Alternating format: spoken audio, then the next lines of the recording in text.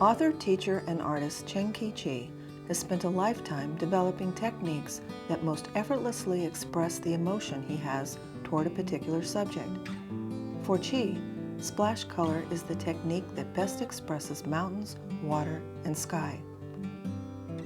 After a very simple sketch, he sets the stage and then works in harmony with the flowing watercolor pigments to show rugged terrain, rushing waters, and distant vistas.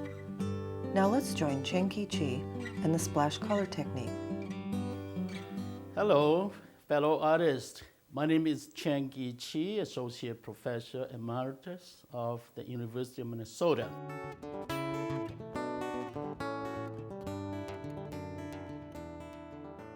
Welcome to the Unit 3 of our video series. In this unit, we will be working with improvisational splash color process.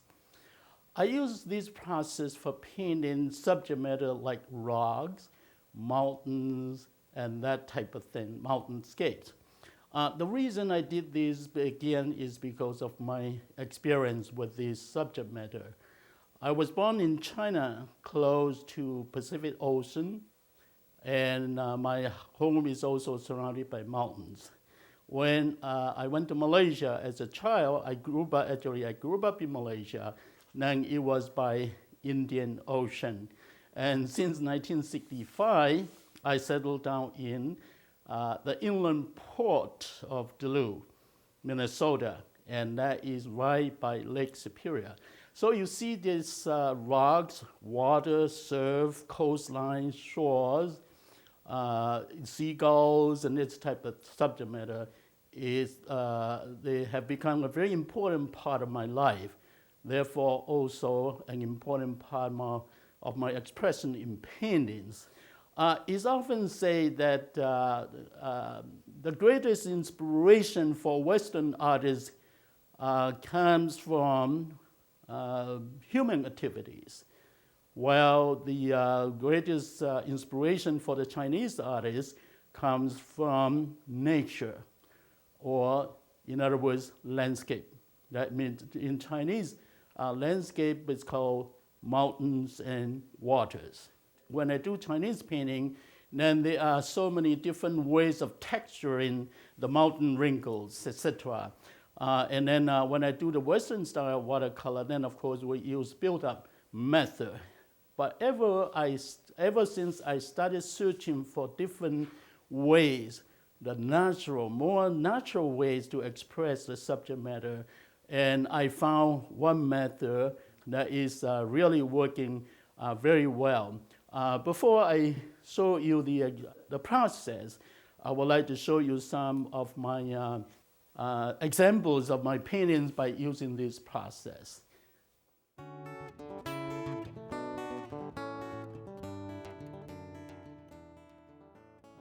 Initially, I use a method for painting lakeshore scene, like this one here. And also this one here, you see the rocks, water, surf, and also seagulls. And the other thing that I often do would be the Chinese landscape. Say, for instance, like this one, I mentioned about the towering mountains along the Guilin River. And you can see how inspiring this texture, the texture of these rocky mountains are. And it's just irresistible that you feel that you want to paint them. Now, there are other examples here. Say, for instance, this one here is through the Yangtze River. And that's from Chongqing down all the way down to Wuhan. And see that the towering, again, mountains and so on, and then very interesting boats, transportation boats. They are full of character. Now, when I do these paintings, I am not particularly interested in a specific scene, but to have a general feeling of the area. And this, I think, has a lot to do with the Eastern influence, Eastern tradition. It's often said that Western landscape are more literal In other words, the fact that artists set their easel on location and paint what they see out there. While the Chinese landscapes are more idealistic, meaning that the artists feel the way it should be rather than take in the specific scene.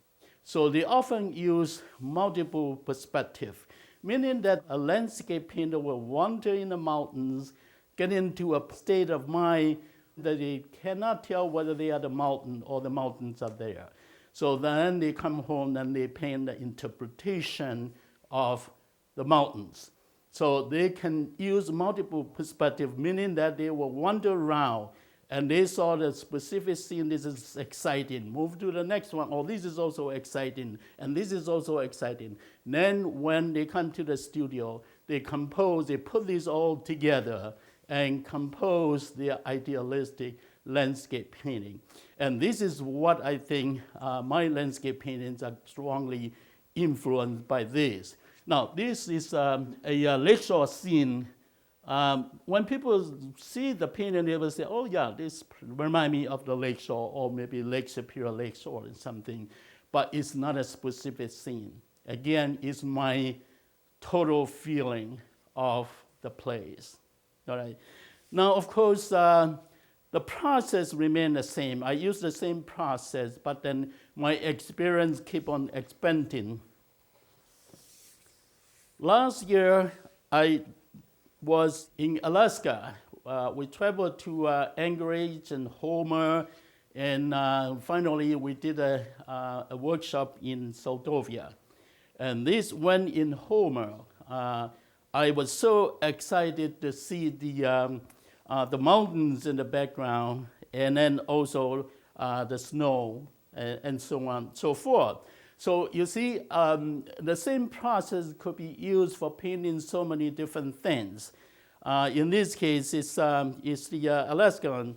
My impression, I can only say that this is my impression of the Alaska landscape. Now, this one here is interesting. This one here, actually, I started out as a lakeshore painting. As you can see that some of the background area remind you of the rock formation and that type of thing. But then, of course, I goofed that. I apparently put it too dark or whatever, doesn't seem to work too well.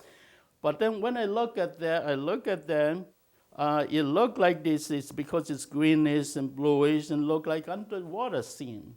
So, well, the fact that I use smooth cardboard, you can wipe out paint easily. You can lift out paint easily. So when I tried to say, well, this is underwater, maybe I will put some fish down there. It doesn't seem right for the koi, the kind of environment. I say, oh, now I have that in mind. I will do some fish. And that's how it happens.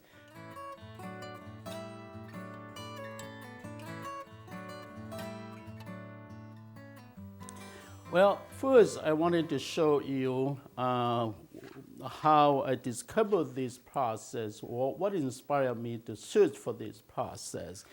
I believe it's in the late 70s I got my first John Pye palette.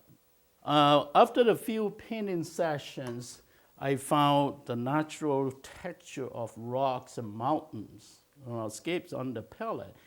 Now, I wanted to show you how these things happen. Now, you see that when the palette is new, when you brush the paint over, the paint repel paint. See that the surface repel paint, see that? Okay, those things will create different type of texture. And that lead me to think, if I can find a painting ground that is as smooth as plastic, and that will probably do the same thing for you. So I first searched for the local supply stores, and I found the illustration board. I think that is hard and smooth. So I tried this out. I wanted now to show you how the coated. Now this surface will react, but not as much as if I enhance that with acrylic gel medium. Acrylic glossy gel medium will make the surface even smoother, and therefore it will repel paint. Okay, what I wanted to show you is that the difference between the area that I coated and the area I did not put any gel medium on them. Now, gel medium comes in different forms now. There will be paste form like this, and then there will be sort of more liquid type, sometimes even like varnish type. Liquid test, Golden, all these companies produce this, but the key is that use the glossy one. If you use the matte one, matte by definition, is absorb instead of repel. Okay, so glossy gel medium. Normally, you don't have to use full strength like this.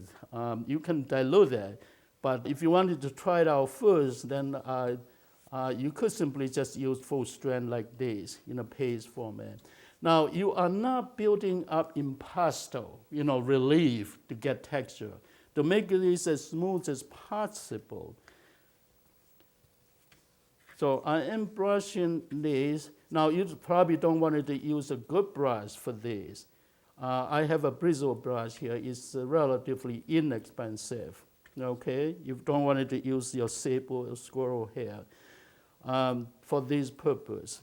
Now, of course, you wanted to wash this out.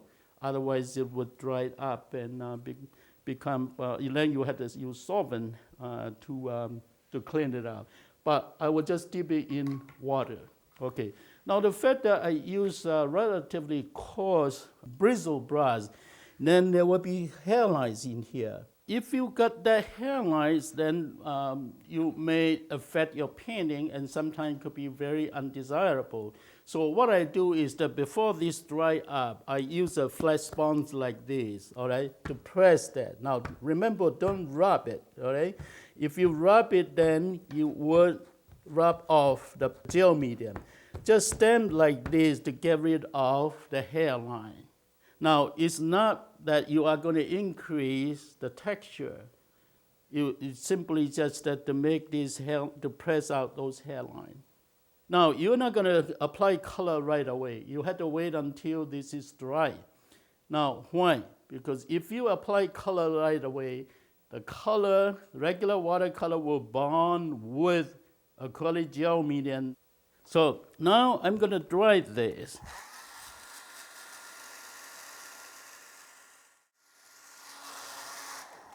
All right, basically just touching dry. It will not stick to your hand. Now, in case you do not have a chance to start painting right away, you probably wonder, is that okay? It's all right. Even a year later, a few months later, or even 10 years later, I don't think it matters. It will still, this area will still be coated and will still react. Okay, now I'm going to use a little bit darker color. If I used a very light color, you probably wouldn't see the texture as much as the darker value. So I simply just brush over quickly. You can see the reaction. See that? You can see the area with the gel medium react and give you a lot more texture than the area that do not have. So now I'm coming all the way down here. Can you tell the difference here? In here, that's hairline, because what? I did not press the line out, and here you don't see that. You don't see the very monotonous straight hairlines, and that's the idea why I did it that way. And you can see the difference. Now, the key to it is that once you apply the color and leave it alone, if you keep on brushing, let's say you can keep on brushing, then what? Then you will lose the texture. All right. So the key to it is to gently sweep it over quickly. All right. Now the pigment cannot be too thin or too thick. If it's too thick, then the surface will not react. All right. If it's too thin, then it's too watery. Then you have later on have to go back again. In other words, it's just a way of trying to capture the texture effortlessly. That's the key here, again, effortlessly. You don't have to painstakingly paint the texture, all right? So you know that the cardboard and apply with gel medium, sweep the paint over very quickly, then the surface will create texture for you, create tension, and create interesting texture for you.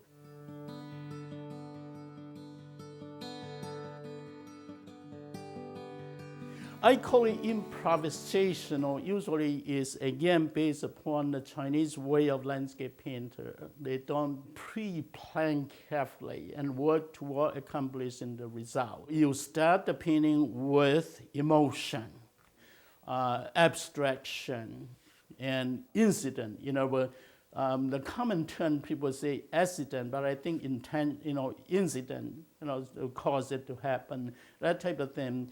And then in the very process of painting, then you switch over to reasoning, realism, and so on.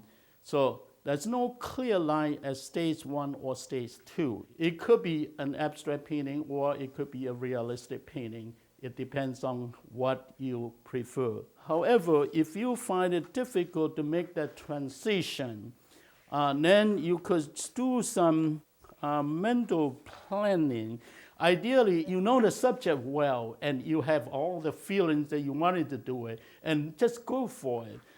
Too much planning, sometimes again, you see, then you will exert too much of your own idea and your own working into it. And just like you don't like to be a backseat driver, you would like to be a driver. I mean, in this case, is that you try to be sitting at the back seat and then just let the driver take you places. That is the whole idea. Again, is Tao.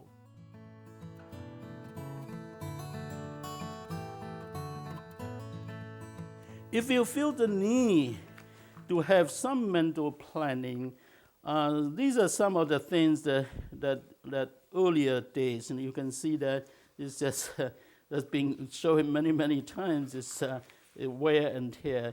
You could do something like this, a very simple shape organization, also value organization.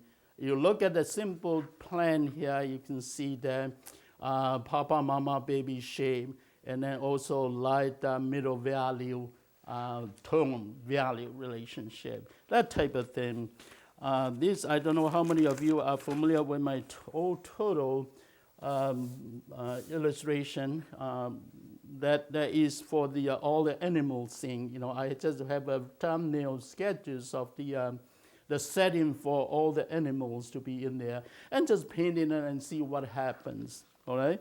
Sometimes I when I go someplace, I have thumbnail sketches like this.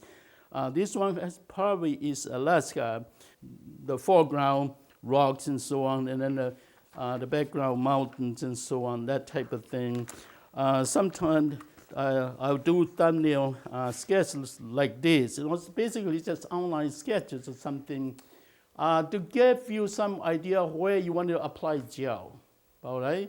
You apply gel medium to the area, only to the area that you want it texture, like positive shapes of rocks and so on. If you anticipate the sky area or water area, then leave it alone. Now, it would not work well.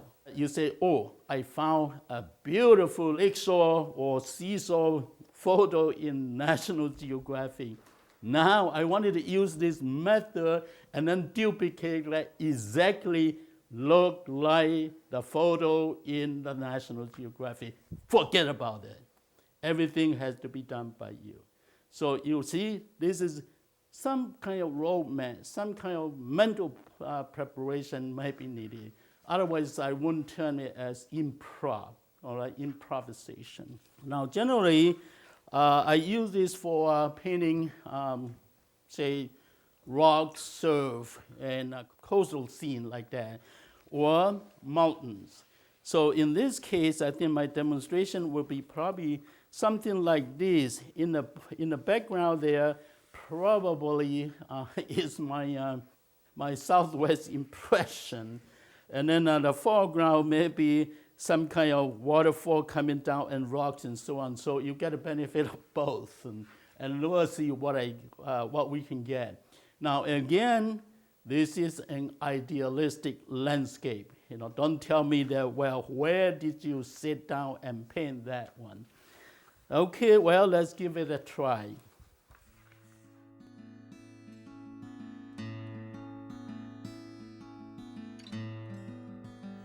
Okay, now we are going to do an actual painting demonstration. And I mentioned before that I'm going to base upon that quick sketch. And I generally don't need to sketch anything on this. Again, this is just to give me some idea where to leave out the area, let's say for instance skies or distant mountain, you don't need it a texture, so leave that alone. And down below here, I sort of suggest some waterfall or little waterfall or something coming down that way. So we'll leave that also alone. Now, do I need to apply gel to different sections? No, just the whole piece. The whole piece. When you divide it up, planes or divide up the different rocks, or simply using value differences. You don't need to apply gel carefully, say this is a piece of rock, this is another piece of rock, just the whole thing, the mass. All right, here we go. We'll start from the top here. So at least we wanted texture, okay? And then we could go all the way down. Just an even coat. You don't even have to worry about making impasto. Okay, down here, a little bit lower than that side. That would be sort of a canyon piece of something going up that way. Now, this piece is quite thick, so I probably need to do that right away before it's dry. Okay, again, remember that? That is to press out the hairline. And I should do it here too. Otherwise, you see everything, all the texture will be sort of vertical texture. All right, now we should proceed to the other area.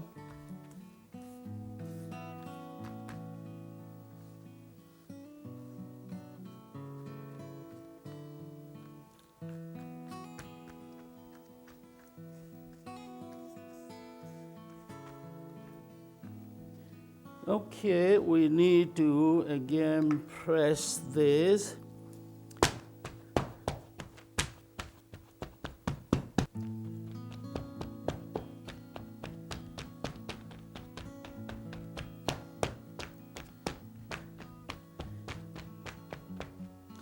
Now, sometimes they could be sort of canyon mist or a cloud or something setting in part of the canyon or mountains and so on. If you just at random certain area that you wanted to sort of, say for instance, there could be some fog or mist setting in that area, just wipe out some of the gel medium. Okay, and meaning that that area would not have as much gel.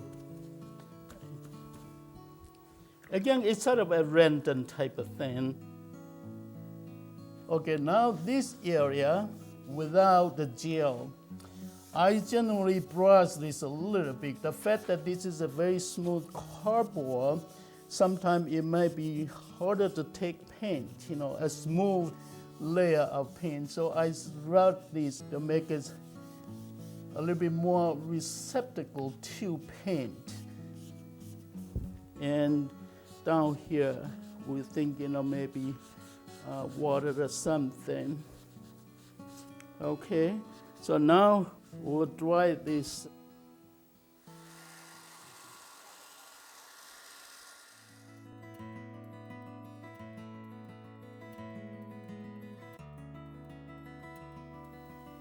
Okay, I forgot to mention what type of cardboard I use. I use Strathmore illustration board, the 500 series illustration board. They come in different sizes and different surfaces. My general opinion, the big format that comes in 30 by 40, in other words, the size of a double elephant. And I prefer the hot press surface. All right. The one that I use here is 22 by 30, and this is what I like when I do demonstrations, because, and I also recommend to people in this size, that's 22 by 30. Now, it's a regular surface that will work just as well. The 500 series also have different numbers for different size and surface. For this one here, it's called Straightmore Illustration Board 500 series, and it's number 240-5. Okay, and this one here, I think is -3.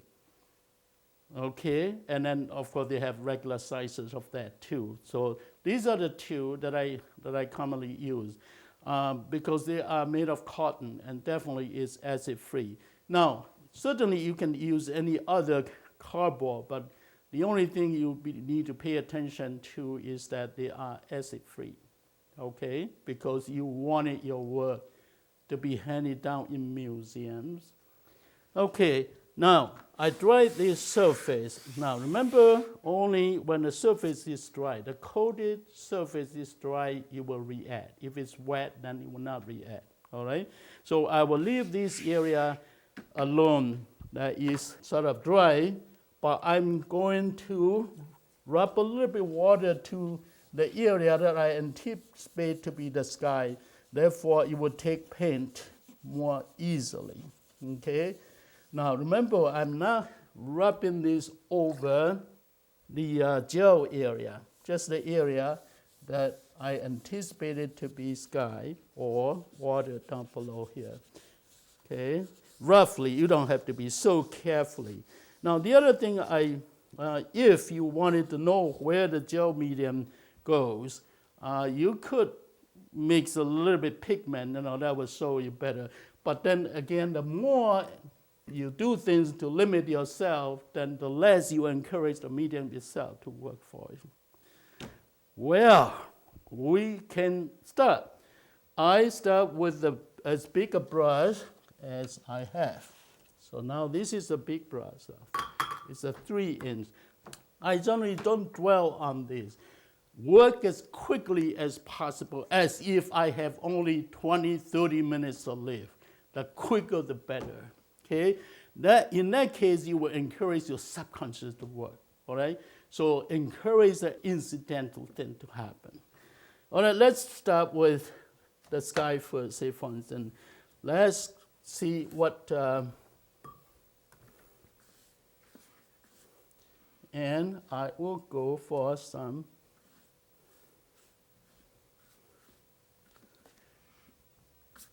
Does it matter if I touch some of the gel area? No, it doesn't really. But you can see right away the reaction is there. Okay, let's just be bold and go for it. Now, the key to it is also you tilt the ball. Okay, you tilt the ball, therefore the paint will be free to move. And also prop the ball up. Then you can see that the paint is run and curve around. Okay, so now if you need to use different color, use it right away, and then just put it on there and let it go.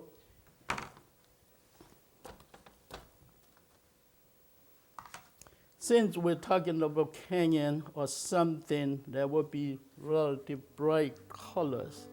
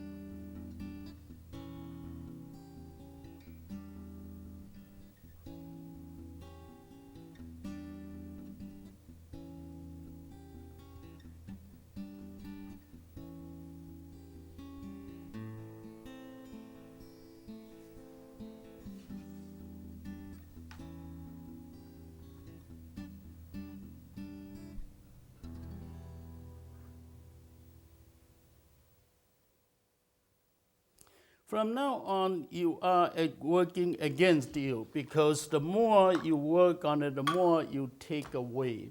You take away the nice texture. Sometimes you get it there.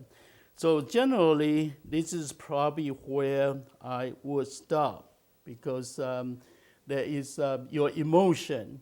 After this, concentrated on this for a while, your emotion is basically gone. So you probably should stop and then reevaluate to see what, because there's a lot of editing job could be done in here. And this, I think, will leave out something. If it's necessary to wipe out certain area, like at this point, then certainly, yeah, maybe we'll improve.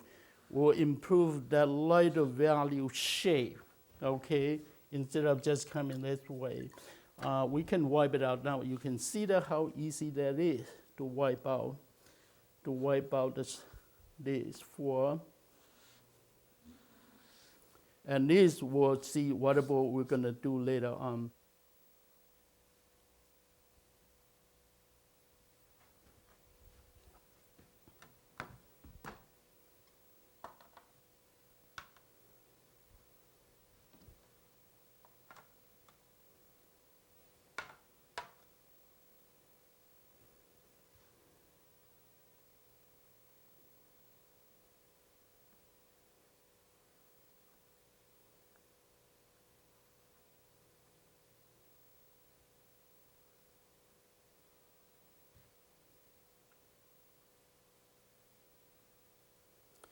Adjusting the value relationship a little bit.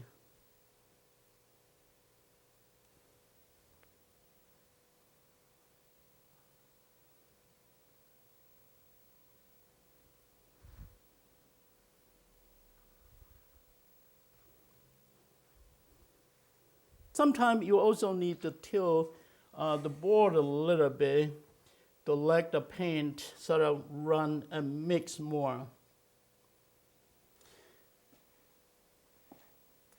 Okay, if that's too much dripping like this, you probably wanted to pick it out right now. Sometimes if that gel medium down below there, and if you don't pick it out right now, then it will bond with the gel, okay? And then make the lifting harder later on, all right? And sometimes potentially, because you prop the board like this, there would be too much pigment, sort of moving down this way, in one direction. That wouldn't be desirable. So that will weaken your painting. So for instance, too much of that, simply just pick that out, okay, at this point. Just pick that out and then later on repainting.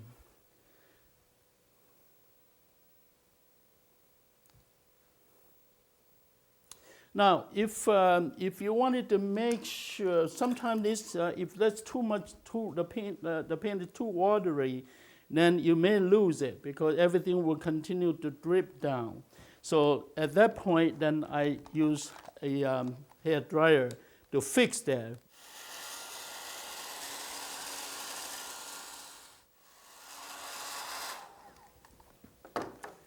I really cannot see the painting very well because the fact that it's so close, and also so when I come to doing the editing, I generally will set it up and vertically so get a good, better evaluation of what it looked like and where to proceed.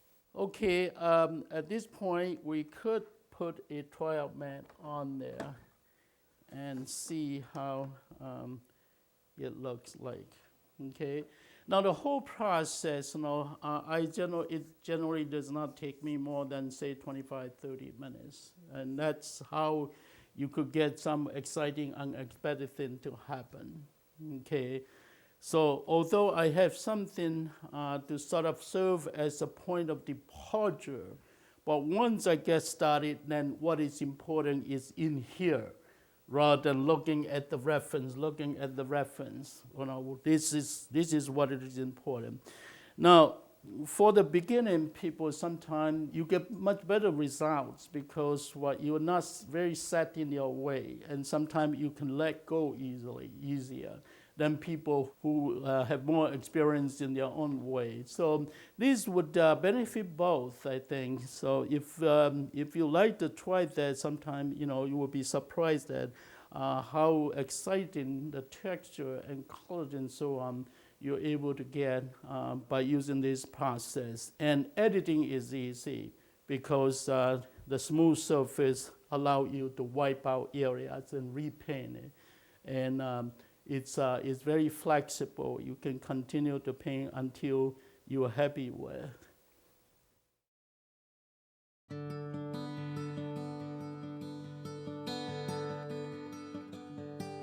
Well, we got a chance to rest our eyes, so now we can look at this with fresh eye.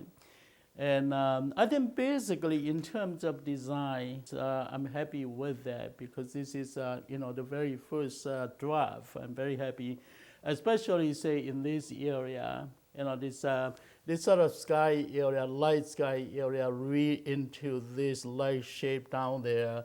Now we haven't quite decided what we're going to do with here. You see, it could be either way, water running down there, okay, through from the canyons, or it could simply be the lighter, the base of the canyon. Sometimes they have lighter valley rock formation. The area that I am least happy with would be this area. That's what I wanted to caution you. If you have too much brushwork, then what? Then you do not give the medium itself a chance to work. Okay? If you heavy-handedly, or you wanted to project yourself, this is me, everything is done by me, then this type of thing would not happen. Okay? So this is least desirable because I exert myself too much, or this is me, my brush stroke. Okay? So we'll take care of that part. The other consideration will be we can push the plane back if we wanted to. We can put another layer of distant canyon or mesa, the flat top mountain ridge at the distance. Then you push the plane, back. The other consideration will be suggest a light source, whether the light is from right or from left.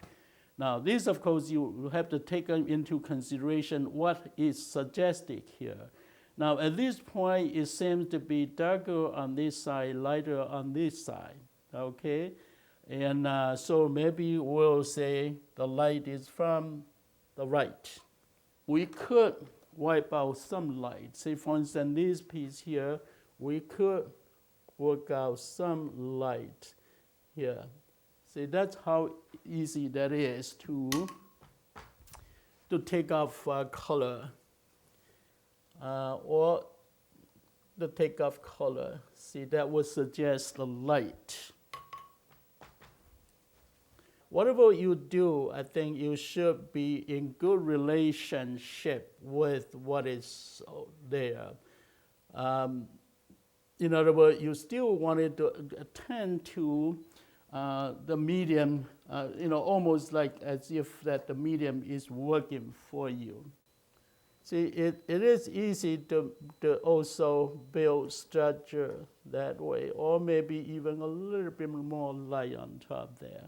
Okay? Even just little thing, I think, will help a great deal in terms of design and so on. Now, you may want it to say, for instance, have some highlight here, okay? This piece here, have some highlight here, some highlight here. See? It's often said the light is life, light is quite important.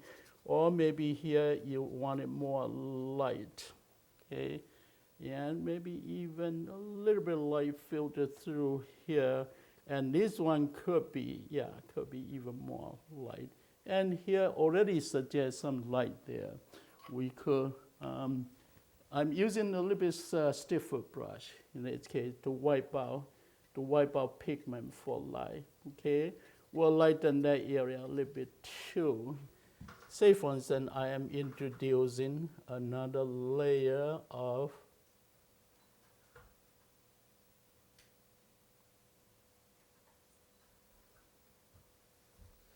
and sometimes there could be some kind of texture there. Okay.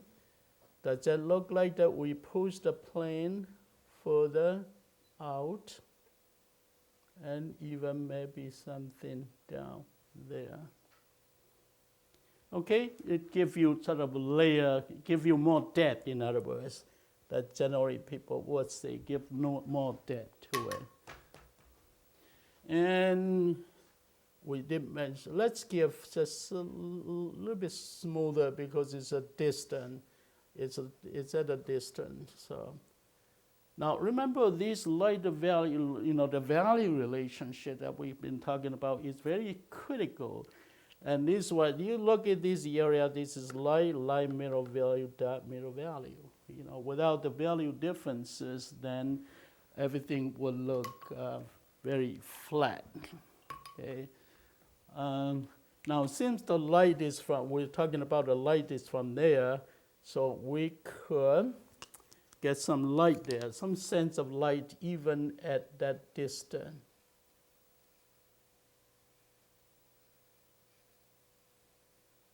Okay, so give some sense of light here. All right, so now we're going to consolidate area. Again, simply means that to blend out, to suppress the brush work that I did there. Sometimes all you need is to loosen up the paint. See that? To loosen up the paint and let it drip by itself. All right? Turn and twist your brush into different directions and just let the paint run, drop down. See that? Things is happening there. See? So the idea again is that let the paint itself for you. All right?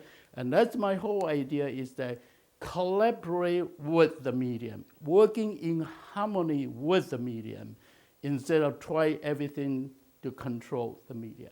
All right? So in this case, you see, now this is light, of course. This is light, okay, because the light is from that side there, coming down there. See that the thing that I just loosened it out, lightened it a little bit, and then let it drip by itself. It again give you interesting texture there. Sometimes you could help paint a little bit and let it drip. Now say for instance, if I paint it a little bit horizontal and let it run, let me give a little bit more paint to it.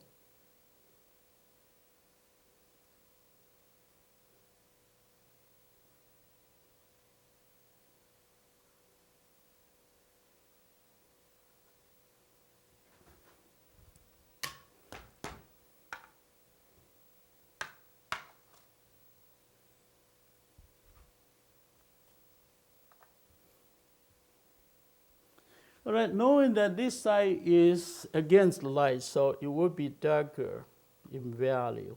Okay, it will be darker in value.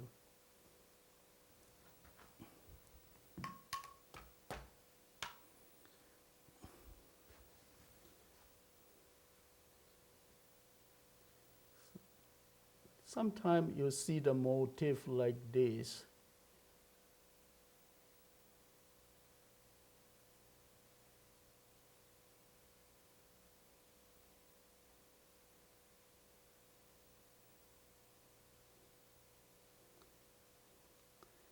You see, the key is that to just let the paint drop. See how much this could do for you. If you needed some horizontal line, by all means.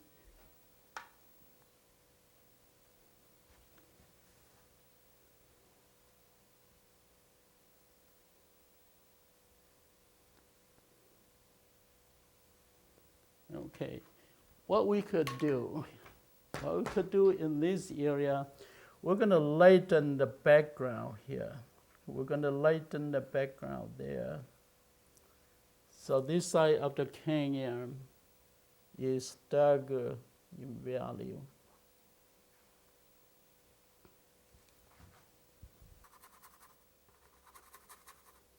Just do things at random like this and let the paint drip. You'll be surprised at what you can get.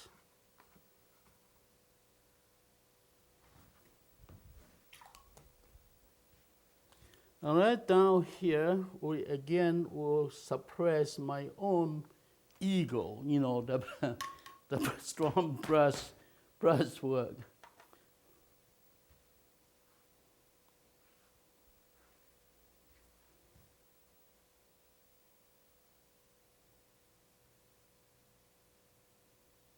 When you put a darker layer of paint on top of the existing layer, the layer should be dry, otherwise the paint would not stick, Say for instance, if I wanted to darken that area, this is still wet. You would not take paint. So if you wanted to do that, you should first dry the surface. Okay, now you glaze on there. Then you see, you make the side darker, okay? And that's because we're suggesting the light, okay? The light is from that side.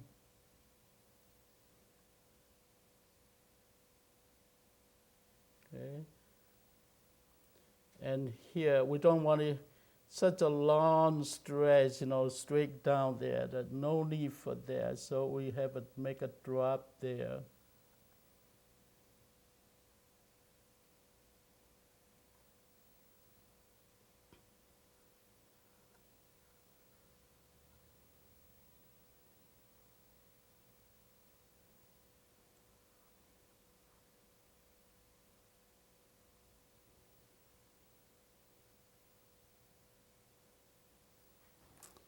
Okay, well, does it look like rock formation? I hope it does.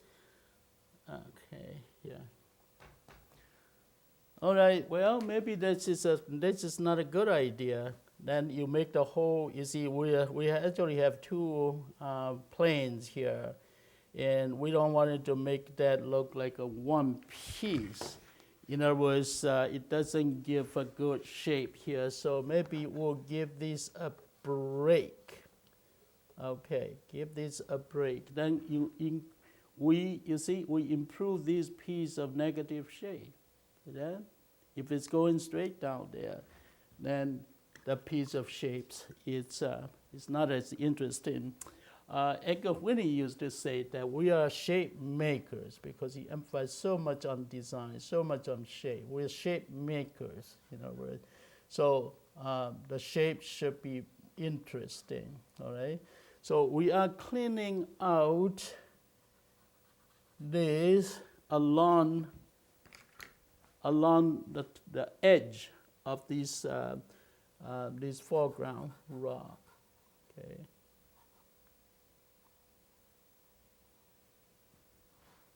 All right, so I think we improve this piece of shape a little bit more.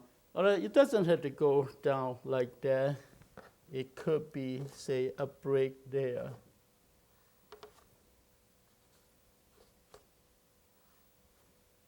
See, that's how easy it is to do the editing, because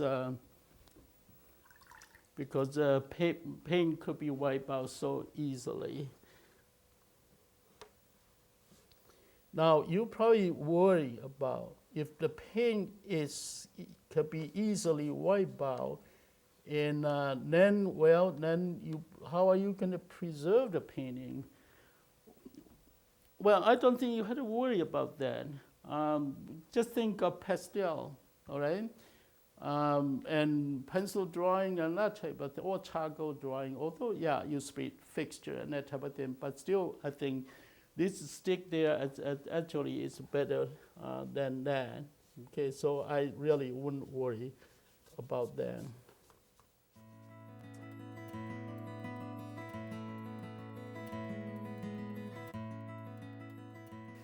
Well, now, have you helped me made up my mind whether this should be water or should be a part of the land formation? Well, actually, we could have both, but maybe we'll go for water for now and see what happens. If we don't like it, say, I hate water, well, then we'll just take it out and put the land in there. Okay, I generally just use cerulean blue, okay? And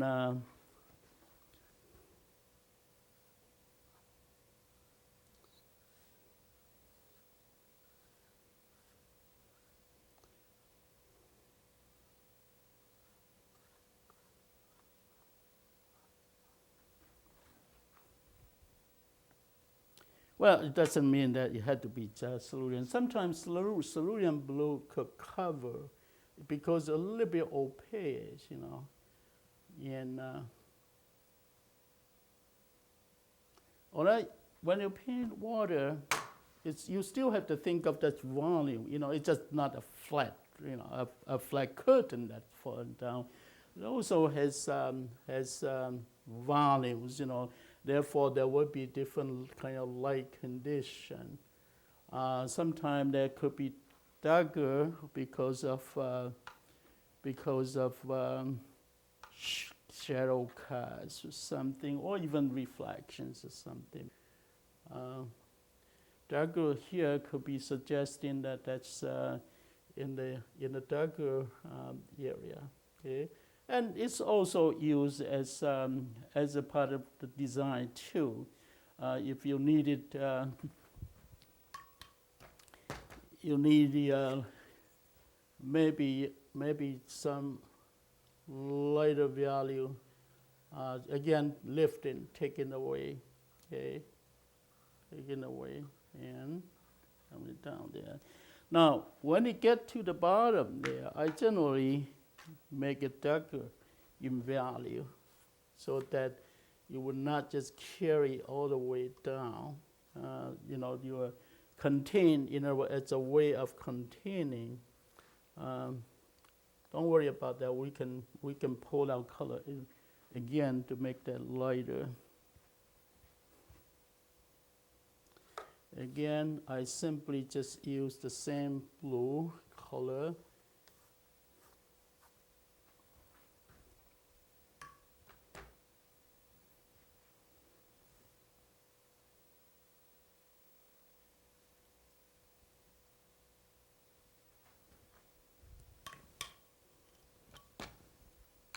And now we'll get some splash.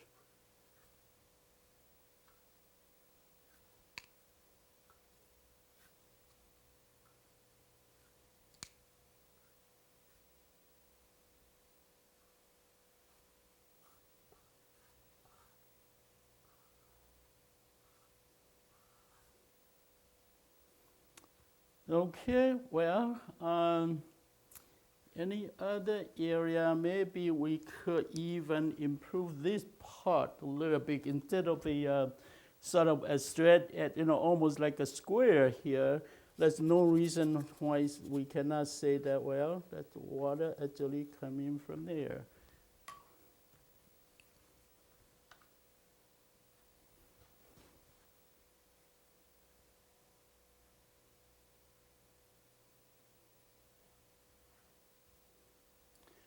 All right, or if you want to either, sometimes you could even wipe it out and water even could go down that way too, so that you won't have this piece of, the grouping of rock is all just in one piece there. It could be like this.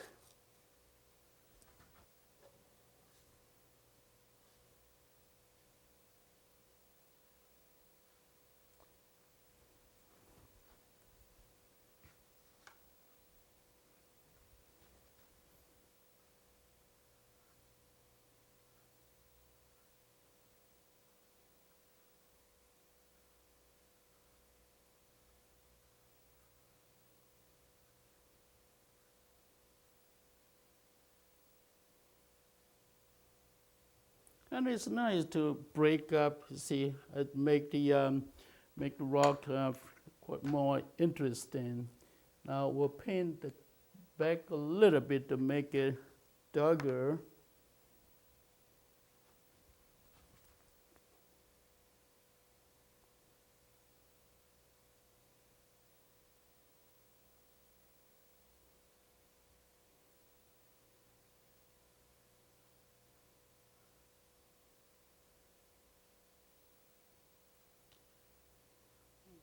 Darker against the lighter water behind there. Okay, now this is a piece of pure paper, all right? Sometimes because it's enclosed, well, it's not as critical, but still I wanted to tone this down. Otherwise, it seems to be sticking, demanding attention.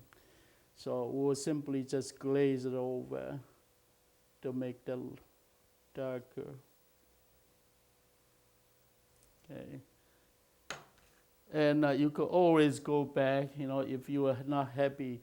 This seems to have such a straight line. Maybe some kind of interruption there would be helpful in terms of design.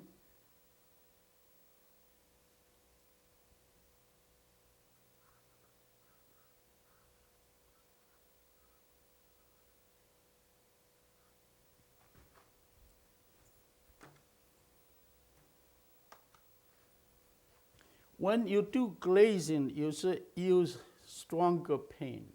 Okay, if it's the paint is very watery, if the paint is too watery, then it will not stick. Okay, now this seems to be too interesting elephant feet. So again, I think we wanted to modify that a little bit so that it won't look so identical.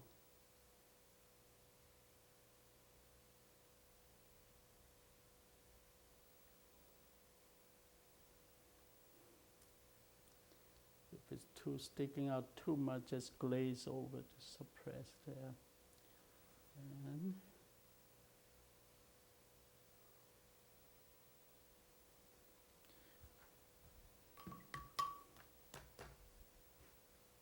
well, that's a little bit too straight. I think we'll make it not as straight on top.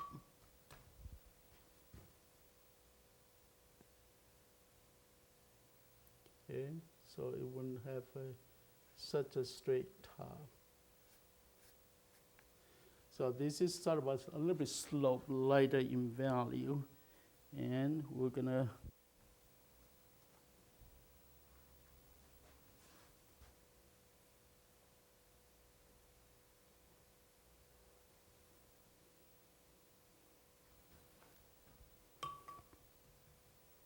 well, generally, that's probably what I would stop, and then later on, look at again to see if I need a editing job.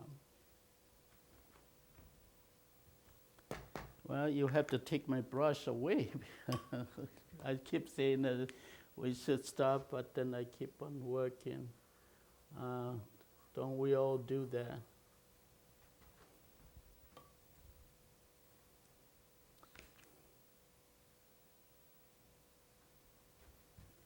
A bit darker value here because of the shadow cast.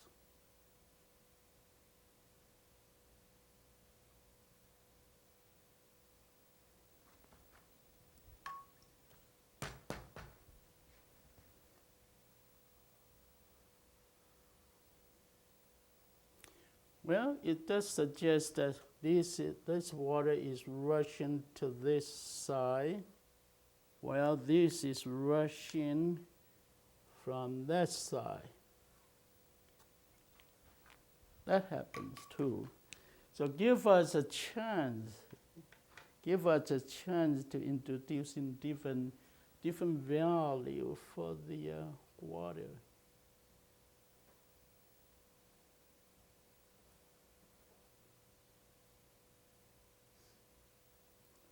All right, I think we got rid of the elephant lake or something. Let's get some light there.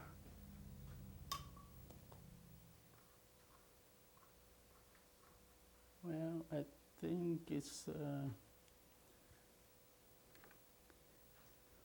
well, all we need to do is to value-wise consolidate them.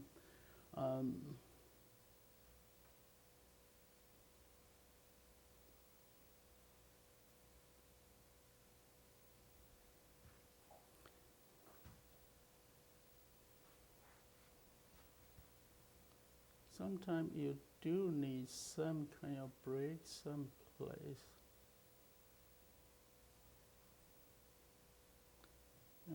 Okay.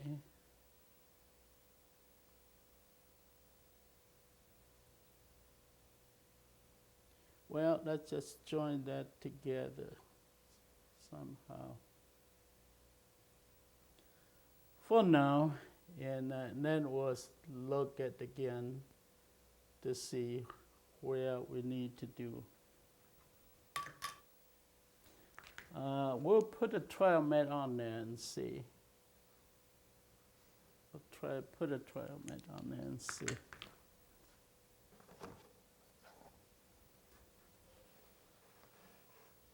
Well, this is the, again, initial editing job, and then we could, again, re-evaluate it later on, no doubt about that, you'll find. And if you don't like the idea of water, we could always change that to something else.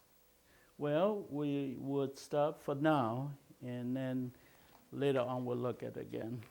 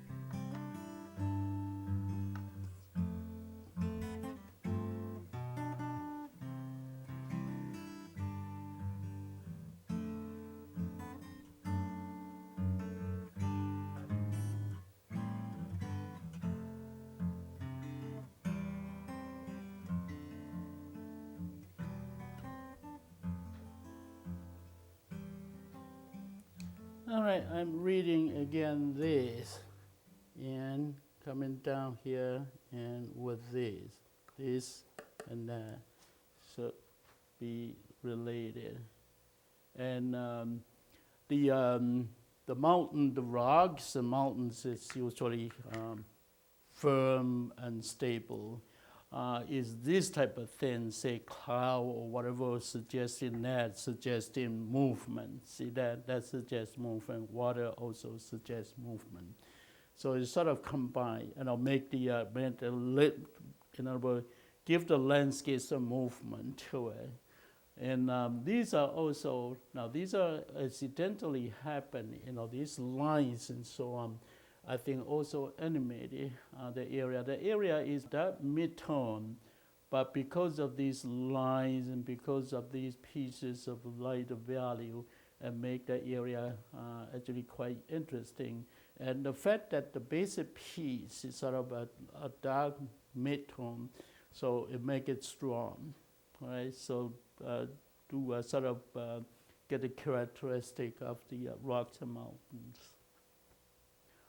If we wanted, we could bring some of the warm colors to downstairs. So that means they're glazing, okay? We'll simply just glaze over a layer of warm color. Glazing, the purpose of glazing are twofold generally. One is to make an area darker, All right. The other is to change color temperature. Say, for instance, I make this here warmer. All right. This is cool color, and a layer of paint over to make that warmer. So those two functions, glazing. So I will give a touch of, because this is cool, blue and cool water, give a touch of warm there to contrast. And maybe perhaps this is a little bit too cool. The blue there, the top of the rock there is kind of blue, too cool. Let's just warm that up, and warm that up, okay? And maybe one of these pieces could be warmer, okay? And that's probably, we are ready to sign off.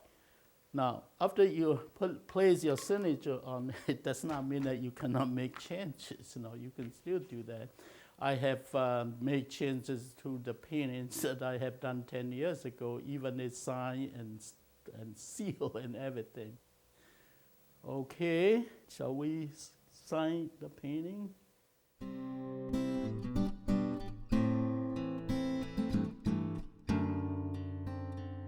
Okay, well, we consider the painting completed. So now, again, we need to sign the painting. I mentioned in the earlier units that putting your signature in is also a very important thing. You should see how your signature will relate to the rest of the composition. All right. So most likely we'll be thinking of these two sides. And now on this side here, of course, this is too dark, to put any signature on there. So this side would be a logical place. All right, even I use the cardboard, I can still place my seal. I could either have the seal and signature lined up, but sometimes if could go too long, then it would be better off to have the seal on top, and then the name and date at the bottom. Okay, so I think I'm going to sign the painting first. Okay. Now, in this case, of course, you are putting a signature on very slick, surface. So you need to have thicker paint. If it's very watery, then it will not stick, in other words. So I am going to sign. Okay, that stick pretty good.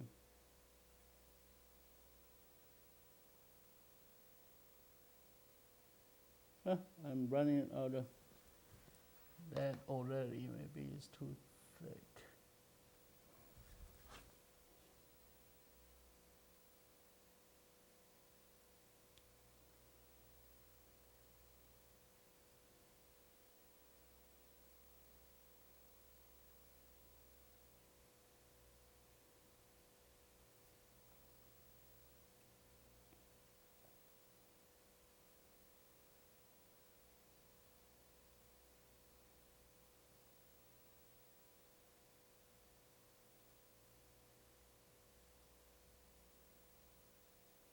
Okay, I started the color too light, so I'm going to just go back in there, but make sure that whatever I put on falls on the same track.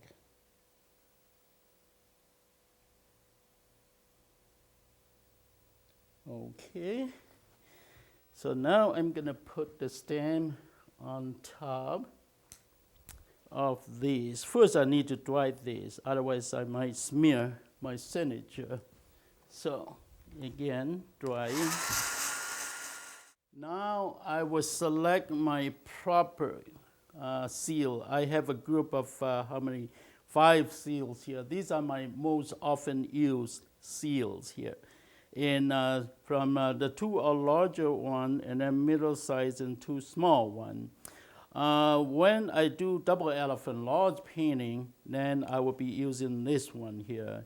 If I do a double elephant painting, which is sort of like flora, more graceful, more gentle, then I would use this one here, because this one compared to that one, this one is powerful, strong. This one is gray, subtle, all right? And now the full sheet watercolor, 22 by 30, I generally use this one. It's my most often seals, and then the smaller painting, then I would use the other two. Now these seals are all gifts from seal covers, artistic seal covers. These are all very, very good art itself, and art form itself. So early years I was doing the program with Chinese Art Academy, and these were given to me by those Art Academy professors, and I truly value these seals. This is a full sheet watercolor, so I'm going to select this seal that is sort of a proper size for that. Okay. Now, do I place this seal lined up with these? That wouldn't be too good. In the middle, that wouldn't be too good, or at the end would not be too good. So what I'm going to do is I'm going to place here, because I will be thinking of my signature and also my membership and date. So you see, again, I am thinking of design. So this seems to be a proper place for my seal. Okay, so now I'm going to rub the paint off. See that? You could take down to the paper white. Okay, like that. And that's quite wet. Okay, so now I got this space prepared for my seal. So I'm going to select this seal that will go in the in a proper space.